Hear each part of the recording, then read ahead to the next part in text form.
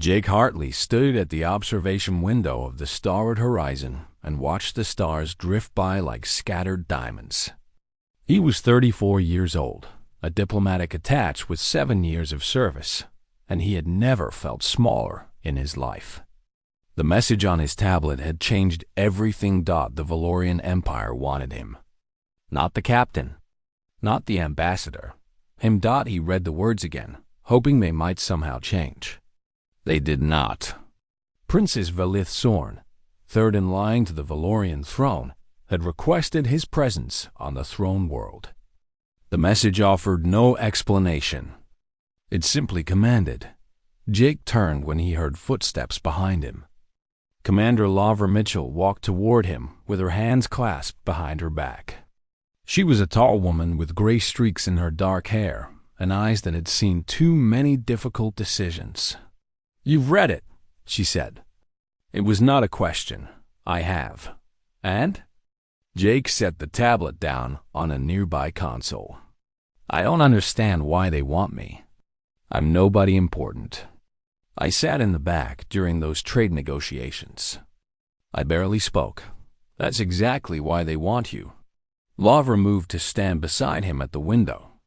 "The Valorians watch everything. They study people. You stayed calm when their lead negotiator tried to insult our entire species. You didn't react. You didn't get angry. You just waited."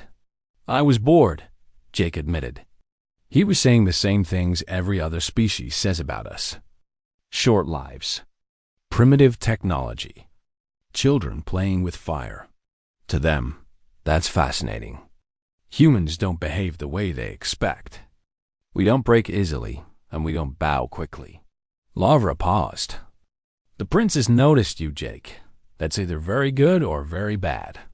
Jake knew about the Valorians. Everyone in the diplomatic corps did. They were one of the oldest civilizations in the galaxy, with technology that made human ships look like wooden boats. They had seen empires rise and fall like waves on a beach, and they believed with absolute certainty that they were superior to everyone else. Their entire society was built on hierarchy and submission. When you met a Valorian of higher rank, you knelt. When you wanted something from them, you begged. They did not negotiate. They granted favors to those who proved themselves worthy through humility. Humans had only been traveling between stars for 80 years. To the Valorians, that made them infants. Amusing infants, perhaps, but infants nonetheless. "What happens if I refuse to go?" Jake asked. Laura's expression hardened. "Earth loses any chance of Valorian trade routes. We get blacklisted. Other species see us as weak and foolish. Our colonies struggle for another century." She turned to face him directly. "I won't order you to go, Jake. This could be a trap. The princess might want to make an example of a human. She might want to break you in front of her court just to show that she can. But you think I should go? I think you're the best chance we have. You don't have ego to bruise. You don't have ambition that can be manipulated. You're just a man who does his job." Lavra put a hand on his shoulder. "Whatever happens there, remember who you are. Remember what we are. We didn't crawl out of the mud and reach the stars just to kneel for someone else." Jake left 3 days later on a Valorian transport ship. The journey took 2 weeks. The Valorian crew ignored him entirely, as if he were cargo rather than a guest. He spent his time reading, exercising in his small cabin, and trying not to think about what waited for him. The throne world was called Valoria Prime. It was beautiful in a cold and perfect way. The cities were made of crystal and metal that caught the light of 3 suns. Everything was precise. Everything was designed to impress and intimidate. Jake was taken to a building near the palace complex and shown to a chamber. The room was large and filled with expensive furniture, but something felt wrong. The chairs were slightly too hard. The temperature was slightly too cold. The windows faced a wall instead of the sky. A servant informed him that the princess would summon him when she was ready. Until then, he was to wait. He waited 1 day, then 2, then 3. By the 3rd day, Jake understood. This was part of the test. The Valorians wanted to make him desperate. They wanted him pacing the room, checking the door, wondering if he had been forgotten. They wanted him so grateful when the summons finally came that he would agree to anything. Jake had grown up in a small town in Kansas. His father had been a mechanic who worked 12-hour days. His mother had been a nurse who worked nights. They had taught him patience. They had taught him that waiting was not weakness. Sometimes waiting was the strongest thing you could do. So Jake waited. He read the books he had brought. He did push-ups and sit-ups on the cold floor. He slept when he was tired and ate the bland food they brought him. He did not pace. He did not check the door. He did not let himself feel forgotten. On the morning of the 4th day, the summons came. A Valorian guard in silver armor appeared at his door. The guard looked surprised to find Jake calmly eating breakfast instead of standing anxiously by the entrance. "The princes will see you now," the guard said. Jake finished chewing, wiped his mouth, and stood. "Lead the way." As he followed the guard through crystalline hallways that seemed to stretch forever, Jake thought about his parents. He thought about Earth. He thought about all the humans who had ever been told they were not good enough, not strong enough, not worthy enough, that he was not going to beg, whatever the princess expected, whatever game she wanted to play. Jake Hartley was going to walk into that throne room as a man, not a servant. He would be polite. He would be respectful. But he would not kneel. The doors to the throne room loomed ahead, tall as redwood trees and carved with images of Valorian conquest. Jake took a deep breath and stepped forward to meet his fate. The throne room was the largest space Jake had ever seen. The ceiling disappeared into shadow high above, and the walls were lined with pillars of pale crystal that hummed with soft light. Hundreds of beings filled the chamber, representatives from dozens of species, all dressed in their finest clothing and jewelry. Every single one of them was kneeling. They knelt in perfect rows, heads bowed, waiting for permission to rise. Some looked comfortable in this position, as if they had done it 1,000 times before. Others trembled slightly, their bodies not built for such submission. But all of them knelt. Jake walked forward. He did not kneel. The silence that fell over the room was immediate and complete. Heads turned. Eyes widened. A creature with 4 arms and blue skin made a small sound of horror. A tall, thin being with feathers instead of hair shook its head in disbelief. At the far end of the room, on a throne made of something that looked like frozen starlight, sat Princess Valeth Sorn. She was beautiful. Jake had expected that. The Valorians were known for their beauty, the way humans were known for their stubbornness. But seeing it in person was different. Her skin was pale silver, almost luminous. Her eyes were deep violet, the color of twilight skies. Her hair flowed like liquid metal down her shoulders. She wore a simple white gown that somehow made everyone else in the room look overdressed. She was also looking at Jake with an expression of pure curiosity. "The human does not kneel," she said. Her voice was soft but carried perfectly through the vast space. An advisor beside her throne leaned in and whispered urgently. Valeth raised a hand, silencing him. "Tell me, human, do you not know our customs? Or do you simply not care?" Jake stopped at a respectful distance from the throne. "I know your customs, princess. I mean no disrespect. But humans do not kneel. All species kneel before the Valorian throne. Then we will be the first who do not." The whispers that ran through the crowd were like wind through leaves. The advisor spoke again, louder this time. "This is an insult, princess. He should be removed immediately." Valeth ignored him. She leaned forward slightly, studying Jake as if he were a puzzle she had never encountered before. Your species has been traveling the stars for less than a century. You have no great fleets, no ancient wisdom, no power worth mentioning. What makes you think you have the right to stand when others kneel? Jake considered the question carefully. Permission, Princess. Kneeling requires permission. Either you give someone permission to stand, or you take away their permission to kneel. Humans don't believe that one person can give or take that permission from another. We stand or kneel by our own choice, and you choose to stand. I choose to stand. Valeth sat back in her throne. For a long moment, she simply looked at him. Then something strange happened. The corner of her mouth moved, just slightly. It was not quite a smile, but it was close. You are either very brave or very foolish, she said. I've been told I'm a little of both. Leave us. The princess spoke to the room at large. All of you. I wish to speak with the human alone.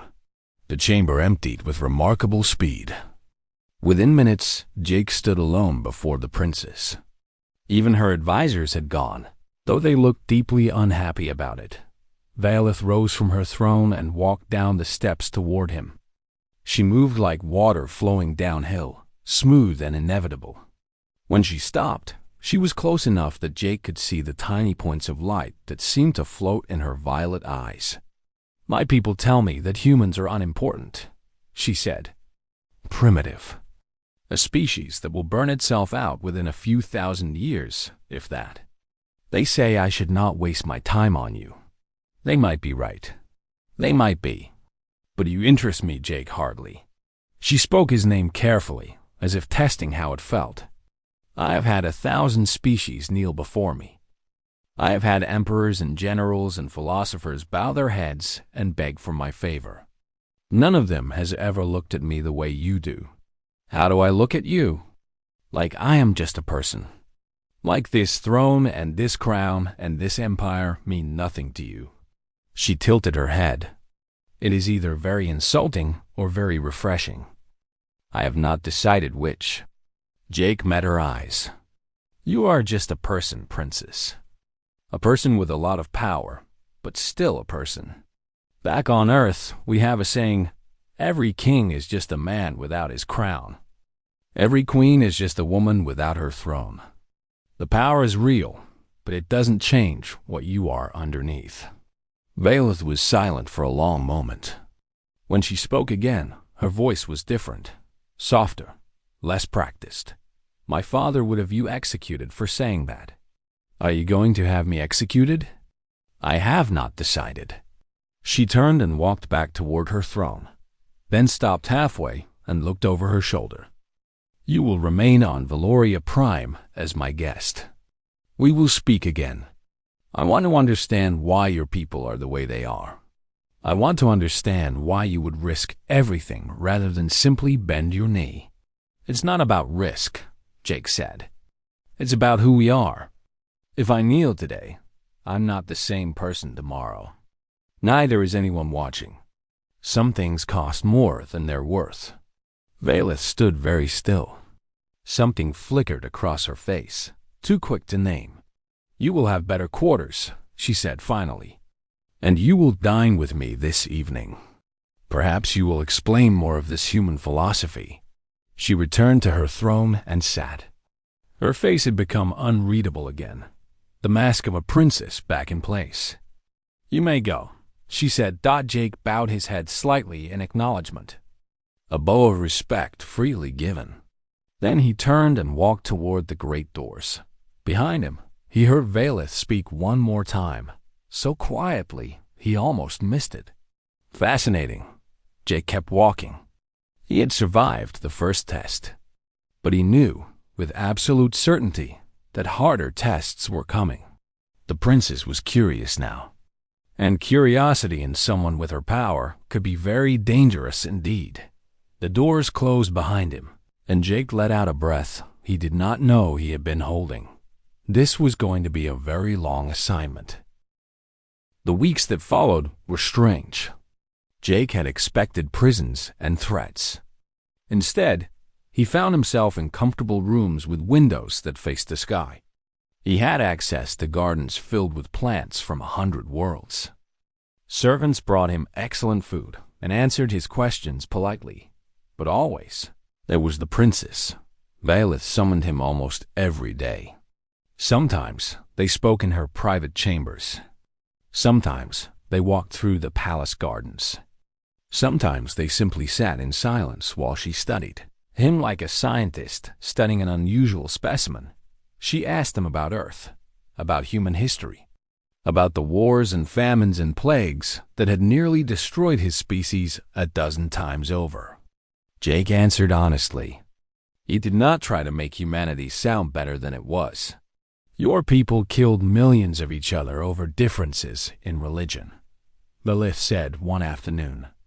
They were walking through a garden of silver trees. Millions.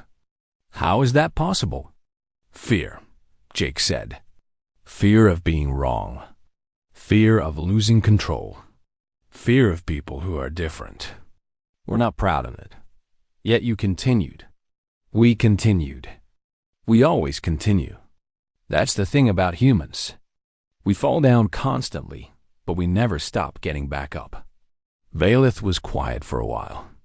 Then she said, My people have never had a great war among ourselves. Not in over 10,000 years. That's impressive. It is because we learned to control ourselves, to organize ourselves into a perfect hierarchy where everyone knows their place. The strong rule. The weak submit. There is no conflict because there is no confusion about who has power. Jake thought about this. That sounds peaceful, he said carefully. But it also sounds lonely. Lonely? When everyone around you is either above you or below you, who do you talk to as an equal? Who tells you when you're wrong? Who argues with you because they care about you, not because they want something from you? Valith stopped walking. Her violet eyes searched his face. You are very strange, Jake Hartley. So I've been told. My advisors want me to send you away. They say you are a bad influence. They say you are putting ideas in my head. What ideas? Dangerous ones. She started walking again. Ideas about equality, about dignity, about whether a person's worth comes from their position or from something else. Jake walked beside her. And what do you think? I think that you have given me more honest conversation in 3 weeks than I have received in 300 years of life. She paused.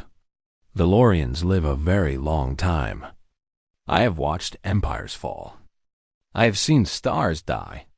And in all that time, I have never met anyone like you. Because I won't kneel? Because you see me. She turned to face him. Not the princess. Not the power. Me. Do you know how rare that is? Do you know what it is like to spend centuries surrounded by people who only see what you can give them or what you might take away? Jake saw something in her eyes then. Something that looked almost like pain. For just a moment, the ancient princess looked very young and very tired. I think I understand, he said softly. No, you don't. But you tried to... And that is more than anyone else has ever done. They continued walking in silence. Above them, the 3 suns of Valoria Prime painted the sky in shades of gold and rose. That evening, Jake was visited by one of Valith's advisors. His name was Lord Cashin, and he was tall even by Valorian standards, with cold gray eyes and a face that seemed carved from stone. You are playing a dangerous game, human, Cashin said. He did not bother with greetings or pleasantries. Jake was sitting by his window, reading. He set his book aside. I'm not playing any game. The princess is changing. She asks questions she never asked before. She looks at the court differently. She even suggested reducing the submission rituals for visiting species. Cashin's voice dripped with contempt. This is your doing. I've only told her the truth. Your truth. Human truth. Weak, foolish, equality-obsessed truth. Cashin stepped closer. You think you are being noble, refusing to kneel. You think you are teaching her something valuable. But all you are doing is destroying thousands of years of order, of stability. Maybe that order needs to be questioned by a species that can barely keep from killing itself. Your people have existed for a heartbeat compared to us. What could you possibly know about ruling? Jake stood. He was shorter than Cashin, but he did not back away. I know that power without respect is just fear. And fear doesn't last. Eventually, people stop being afraid. And then what do you have? Cashin's eyes narrowed. You will be removed from this world, one way or another. The princess may be fascinated by you now, but that will pass. And when it does, you will learn what happens to insects who annoy the Valorian Empire. He turned and left without another word. Jake stood by the window for a long time after that. He thought about Cashin's warning. He thought about Velith's lonely eyes. He thought about Earth, so far away, waiting to hear whether its gamble on one ordinary man would pay off. He could leave. He could request transport home, claim illness or family emergency, or any number of excuses. No one would blame him. He had already done more than anyone expected. But when he thought about Velith walking alone through her silver gardens, surrounded by people who only saw her crown, he knew he could not go. Not yet. Something was happening here. Something important. The princess was beginning to see her empire through new eyes. She was beginning to ask whether the old ways were the only ways. And Jake, for reasons he did not fully understand, felt responsible for what came next. He picked up his book and tried to read, but the words blurred before his eyes. The game, he realized, had only just begun, and the stakes were higher than he had ever imagined. The summons came on a cold morning, carried by a servant who would not meet Jake's eyes. He was to appear before Valorian Council. The princess would be there. So would Lord Cashin and the other advisors. So would representatives from across the empire. Jake knew what this meant. The game was ending. He dressed in his best clothes, which were simple and plain compared to Valorian fashion, and followed the servant through the crystalline halls. The council chamber was smaller than the throne room, but somehow more intimidating. The walls were covered with screens showing faces from across the empire. Thousands of Valorians watching from distant worlds. Velith sat at the head of a long table. Her face was calm, but Jake thought he saw tension in the set of her shoulders. Lord Cashin stood behind her, and the satisfaction in his gray eyes told Jake everything he needed to know. Jake Hartley, Velith said formally, you have been our guest for 6 weeks. You have been treated with respect and kindness, despite your refusal to follow our customs. Now the time has come for a decision. Jake stood straight. I'm listening. The Empire has observed your behavior. Your continued refusal to kneel has been noted by many. Some see it as amusing. Others see it as an insult that cannot be tolerated. She paused. I have been asked to give you one final chance. Cashin stepped forward. Tomorrow, the Great Assembly convenes. Representatives from every corner of the Empire will attend. You will appear before them. You will kneel and declare humanity's submission to Valorian authority. You will publicly admit that your people are inferior and grateful for any attention we choose to give them. Jake felt his chest tighten, but he kept his voice steady. And if I refuse? Then you will be expelled from Valoria Prime, Cashin said. Earth will be blacklisted from all Valorian trade routes. No Valorian ship will visit your worlds. No Valorian technology will be shared with your people. You will be alone in the stars, surrounded by species who know that you were too proud to accept your place. The weight of it settled on Jake's shoulders. Everything Earth had worked for. Every hope of alliance and trade and protection. All of it, balanced on whether he would bend his knee. He looked at Velith. Her violet eyes met his, and in them he saw something that looked almost like pleading. "I understand," Jake said. "I'll give you my answer tomorrow." The council was dismissed. Jake walked back to his quarters in a daze. That night, he sat alone in the darkness, thinking. He thought about Commander Mitchell and the starward horizon. He thought about his parents, long dead now, who had taught him that some things mattered more than comfort or safety. He thought about all the humans throughout history who had faced impossible choices and somehow found the strength to do what was right. What was right here? Was it right to sacrifice Earth's future for the sake of his own pride? Was it pride, or was it something more important? Where was the line between dignity and stubbornness? He had no answers. Only questions. A soft knock came at his door. Jake opened it and found Valith standing in the corridor, alone. She wore a simple dark cloak with a hood that shadowed her face. She looked nothing like a princess. "May I come in?" she asked quietly. Jake stepped aside. Valith entered and pushed back her hood. In the dim light, she looked tired and sad and strangely beautiful. "I should not be here," she said. "If anyone sees me, why are you here?" She moved to the window and looked out at the night sky. 3 moons hung above the crystal towers, casting pale silver light across her face. "I tried to stop them," she said. "Cashin and the others. I argued for days. I told them that humans were different, that forcing submission would only create enemies." She turned to face him. "They did not listen. They never listen. You're the princess. Can't you overrule them? In theory. In practice, my power depends on their support. If I push too hard, too fast, they will turn against me. My father's health is failing. There are others who want the throne. If I'm seen as weak, as infected by human ideas..." She shook her head. "I cannot save you, Jake. I am sorry." Jake walked to stand beside her. "I didn't expect you to save me. Then why do you look so calm? Tomorrow you will lose everything. Your people will suffer because of your choice. How can you stand there so peacefully?" "Because I've made my choice," Jake said.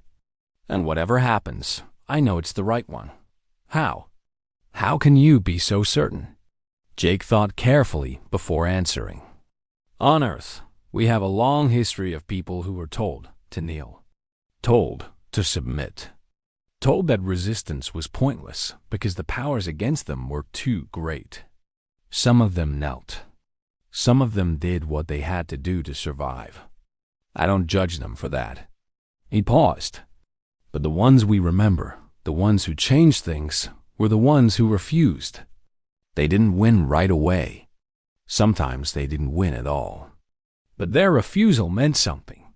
It showed that the human spirit couldn't be crushed just because someone with more power demanded it.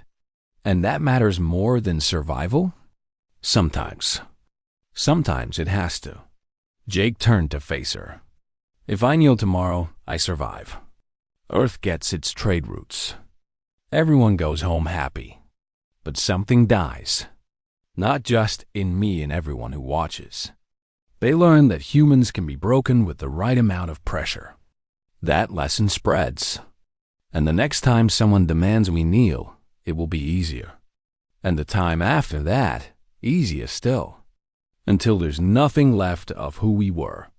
Velith's eyes glistened. "You would sacrifice everything for an idea. The idea is everything. Without it, we're just animals trying not to get eaten." She was quiet for a long time. When she spoke again, her voice was barely a whisper. "I wish I had your courage. You could have it. You could change things. Not all at once, I understand that. But slowly, question by question, choice by choice. And if I fail, then you fail trying. That's all any of us can do." Valith reached out and touched his hand.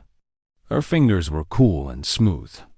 "I do not want you to leave, Jake Hartley. I don't want to leave either. But I can't be someone I'm not. Not even for you. She nodded slowly. A single tear traced down her silver cheek. Then I will see you tomorrow, she said. And whatever happens, I will remember this conversation for the rest of my very long life. She pulled her hood up and left without another word. Jake stood at the window until dawn began to lighten the sky. Tomorrow, everything would change. He just didn't know how. The great assembly was held in a hall so vast that Jake could not see the far walls.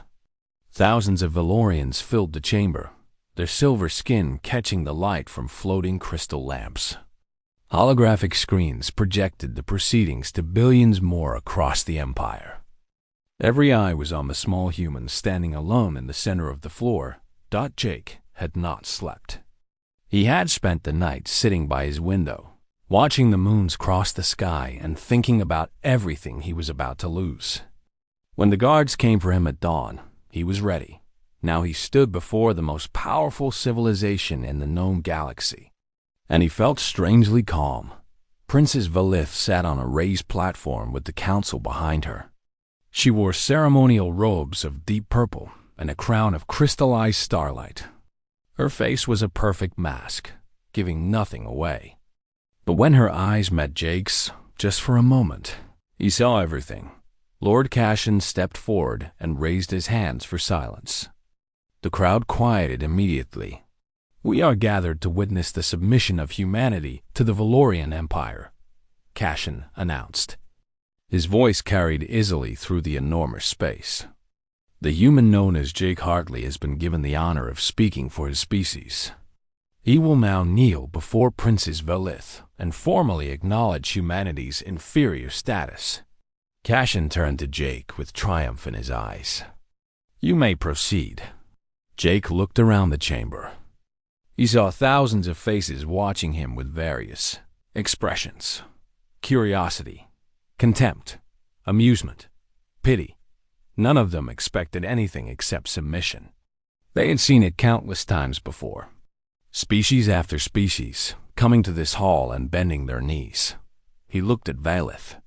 She sat perfectly still, but her hands gripped the arms of her chair so tightly that her knuckles had gone white. I came here as a representative of Earth, Jake said. His voice was steady. I was sent to discuss trade and alliance, to find common ground between our peoples. I have spent 6 weeks learning about your civilization, your history, your customs, your beliefs. He paused. I have great respect for what the Valorian Empire has achieved. You have created something lasting, something powerful, something that has endured longer than humans have existed as a species. Cashin smiled. This was the beginning of the submission, the softening before the kneel. But I will not kneel. The smile froze on Cashin's face. The crowd stirred. I will not declare humanity inferior, Jake continued. I will not beg for favors that should be given freely between equals. I will not pretend dignity is something you can trade for convenience. You dare, Cashin began. I dare to be honest, Jake said. Something that seems rare in this empire. You have built your civilization on submission, on the idea that some beings are born to rule and others are born to serve. But that's a lie. It's a comfortable lie for those on top, but it's still a lie. He turned slowly, addressing the entire assembly. Every species here has worth, not because you grant it to them, but because it exists. Because they exist. You can take their lands and their resources and their labor.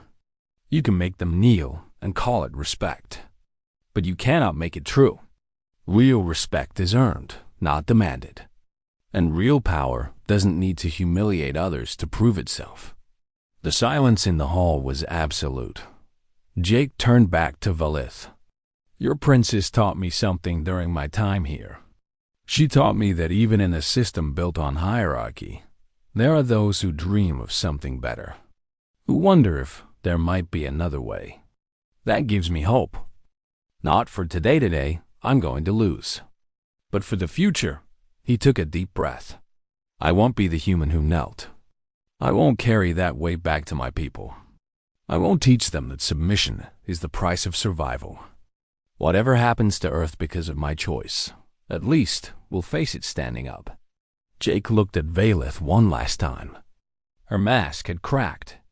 Tears were streaming silently down her silver cheeks. "Goodbye, Princess," he said softly. "Thank you for seeing me." Then he turned and walked toward the exit. The crowd erupted. Guards moved to block his path. Cashin shouted orders. But before anyone could reach him, Valith's voice rang out across the chaos. "Let him go." The guards froze. Cashin spun around. "Princess, the council demands." I said, "Let him go." Valith rose from her chair. Her voice was cold and hard as steel. "This human has shown more courage in 5 minutes than this entire assembly has shown in 5 centuries. He has earned the right to leave with his dignity intact. But the submission, there will be no submission today." Valith looked at Jake, and something passed between them. Understanding, respect, perhaps something more. Let the record show that humanity refused to kneel. Let the galaxy watch and decide for themselves what that means. The guards stepped aside. Jake nodded to Valith, turned, and walked out of the hall. 3 days later, he was aboard a transport ship heading home. Earth had been blacklisted, just as Cashin had promised.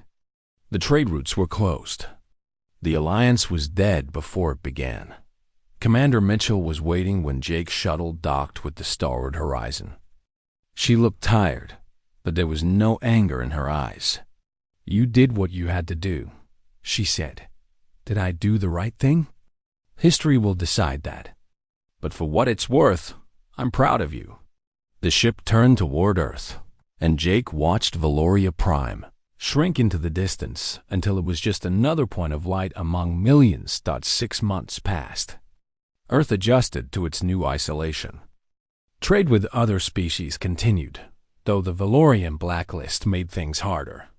Jake returned to his quiet work, handling minor diplomatic matters and trying not to think about violet eyes and silver tears. Then one day, a coded message arrived through channels that should not have existed. Jake opened it alone in his quarters. It was from Valith. "The Great Assembly met last week," the message read. "I announced the end of mandatory submission rituals for visiting species. Cashin and his allies tried to stop me. They failed. There will be more changes to come, slowly, carefully, but they will come. You taught me something in that hall. You taught me that some things are worth more than empires, worth more than tradition, worth more than fear. The blacklist on Earth will be lifted within the year.